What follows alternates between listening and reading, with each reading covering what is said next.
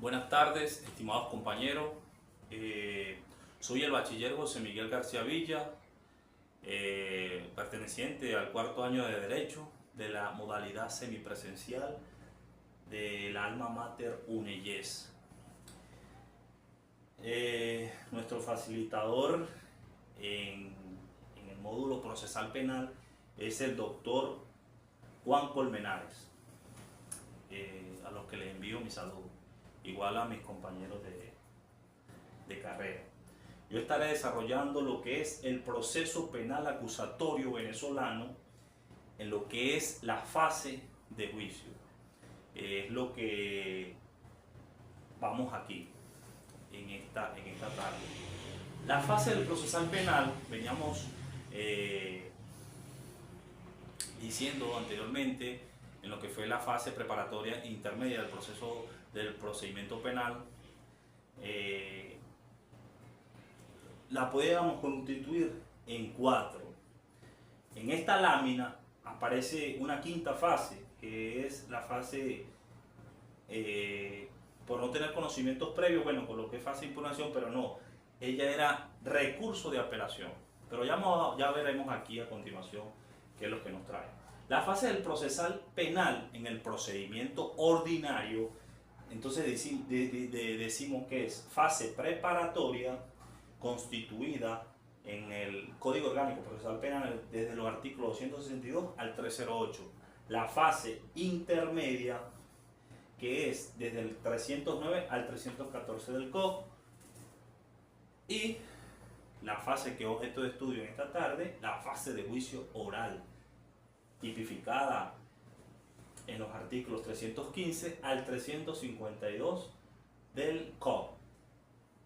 De allí, de acuerdo a la sentencia obtenida en esa fase de juicio, vamos a lo que es el recurso de apelación, que para ello nuestra normativa, nuestro Código Orgánico Procesal Penal, lo ha dejado tipificado en los artículos 443 al 450, concediendo 5 días para utilizar ese tipo de recurso. Finalmente, la fase de ejecución, que no es más que ya existiendo una sentencia definitivamente firme, donde pudiéramos decir que haya salido condenado el acusado, pues bueno, ese juez de ejecución lo que hace es enviarlo al centro penitenciario correspondiente. Eso es su verdadera función dentro del sistema penal.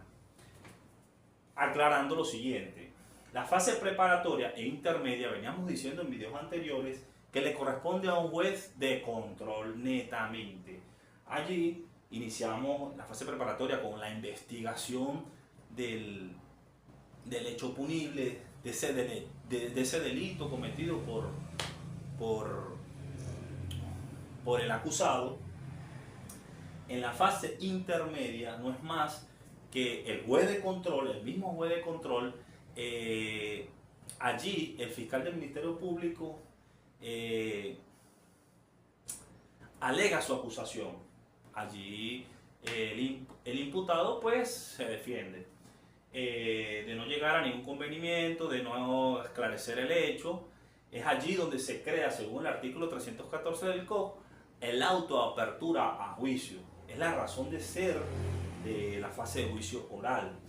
Quiere decir que estas fases sirven para preparar, la fase preparatoria e intermedia sirven para dar paso al juicio oral. Entendiéndose que la fase de juicio oral es una de las fases esenciales dentro del procedimiento ordinario del procesal penal.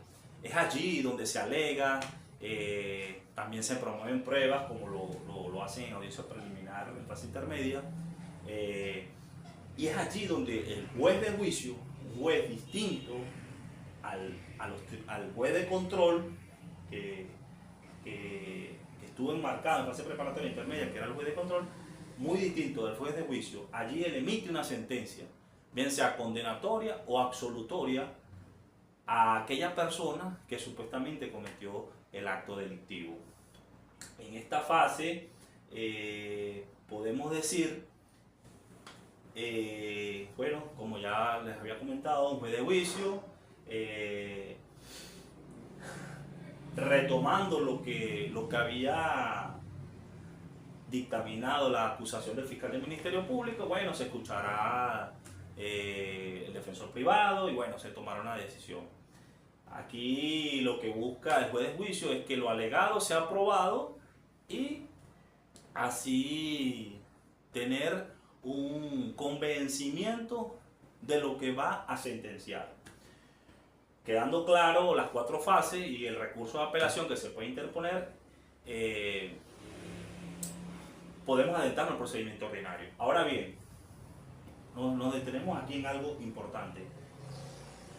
No siempre llegaremos a la fase de juicio oral en un procedimiento ordinario dentro del procesal penal, no siempre, porque puede que aquí en la fase intermedia se llegue a la admisión de los hechos, artículo 375 del COD, donde el acusado acepte el acto cometido, ese delito, y se le imponga una pena y no necesariamente pase a fase de juicio oral.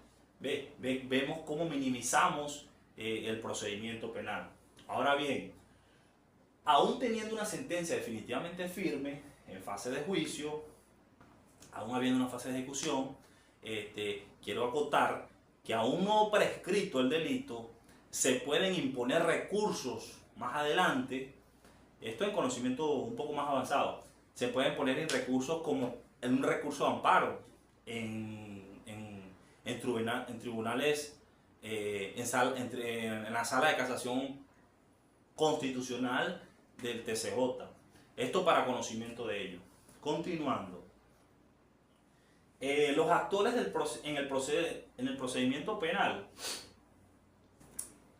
Esto no es más que en esa fase de juicio que estamos comentando, en esa tercera fase, van a haber diferentes personas que se van a ver involucradas en el juicio.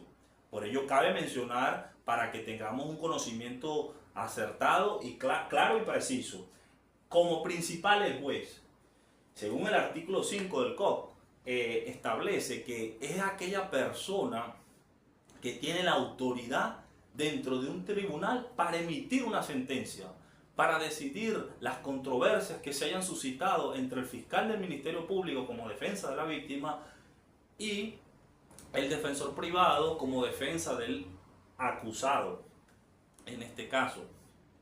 Entonces es lo que va a ventilar y va a emitir una sentencia, donde ¿qué va a hacer?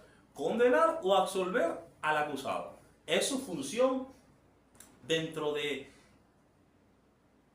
procedimiento penal. El artículo 327 del COP señala que, bueno, el juez va a notificar el día que se va a celebrar el debate, el día que se va a desarrollar el debate. Puede pasar que el defensor privado, conjunto con el acusado, no acudan al llamado, aun cuando fueron notificados. Bueno, tranquilamente la norma lo ampara y el juez procede a nombrar un defensor público para que defienda sus garantías procesales y sus derechos que se encuentran consagrados en las leyes. Entendiendo que, bueno, el derecho a la defensa como el debido proceso constituyen garantías inherentes a la persona y en consecuencia debe ser aplicado de la manera prevista en nuestra legislación, en nuestras leyes venezolanas. Es por ello que cuando no se hace caso omiso con lo que les estoy comentando, pues el Código de Procedimiento Penal te abre otro abanico, te abre otra herramienta, pero de que se va a rendir justicia, lo va a hacer. No porque el defensor privado no acuda junto con el acusado, eso se va a paralizar. No, hay otro camino y de esa manera se rinde justicia de igual modo. Entonces también tenemos al fiscal, que entiéndase que es el mismo que estuvo en fase intermedia, que estuvo acusando al que en ese momento era imputado, y bueno, él conoce lo que es el hecho porque investigó en la fase preparatoria conjunto con los auxiliares en la parte penal, los organismos penales. El fiscal conoce derecho y le pide al juez le pide al juez que sea responsabilizado penalmente el acusado por el acto delictivo que cometió. También podemos decir algo que se nos escapa, ahora recordando, el secretario. Porque en un juicio, cuando comienza el juicio, bueno, el que le da el pase al juez para que ingrese a la sala de juicio es el secretario y el que lleva nota, muy importante en ello.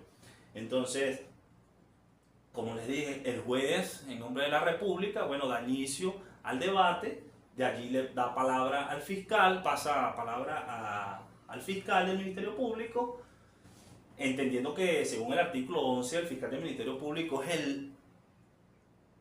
el dueño de la acción penal, es el fiscal del Ministerio Público. Por consiguiente, después, una vez que acusa o que alega el fiscal del Ministerio Público, bueno, de allí el juez pasa palabra a lo que es al defensor privado, que es allí donde va a defender, conjunto con las garantías procesales, derechos y deberes consagrados en nuestra Constitución, va a defender a capa y espada al acusado de lo que le está recriminando el fiscal del Ministerio Público. El imputado o acusado no es más que aquella persona que ha cometido el acto delictivo o aquella persona que ha cometido un acto que se considera delito en nuestra legislación. Ejemplo, esa persona que robó, ese vendría siendo el acusado o el imputado. Pueden ser varios también que estén presentes dentro de la misma. Pueden ser imputados o imputadas, véalo así. La víctima vendría siendo esa persona que está defendiendo al fiscal del Ministerio Público. Puede pasar que haya fallecido, puede estar o puede presentarse o seguramente el Estado llamará a capítulo al representante de esa persona, de ese occiso. Puede ser la madre, el padre, servirá como representante de esa víctima. O puede pasar que fue lesionado gravemente, pero él puede acudir al juicio y puede estar presente también. La policía, recordemos que al momento de llevar a cabo un procedimiento policial, ellas son los que examinan a la persona, por decir, en lo que es tráfico de droga. Ellos son los que ejecutan el procedimiento. Entonces ellos también pueden ser llamados a testificar la manera en que se llevó a cabo el procedimiento. El perito o experto, de acuerdo al artículo 337 del Código Orgánico Procesal Penal, es una persona con conocimientos técnicos, científicos, que aportará, valga la redundancia, conocimientos al juicio. O sea, él conoce cuestiones, o él puede aclarar cuestiones de manera legal que desconoce el juez, que desconoce el fiscal del Ministerio Público. Entonces él hace o brinda aportes importantes en la fase de juicio que conllevan al esclarecimiento. Una vez que él pasa a la fase de juicio, o sea, que ingresan a la sala de juicio al experto en la materia, pues el fiscal del Ministerio Público como el defensor privado ejecutarán ciertas preguntas al mismo a manera de lograr convencimiento por parte del juez. Disculpe. Aquí vamos. Por ejemplo, ¿quién puede ser un experto en la materia, en conocimiento? Supongamos que sea una violación. Un hombre violó a una mujer. Estemos en el medio de un delito de violación. El experto, un médico forense, un patólogo forense, puede llegar a la sala de juicio y allí puede brindar los conocimientos que de repente que a la víctima se les trajo el semen y determinan que es el ADN del acusado. Esa información es extremadamente importante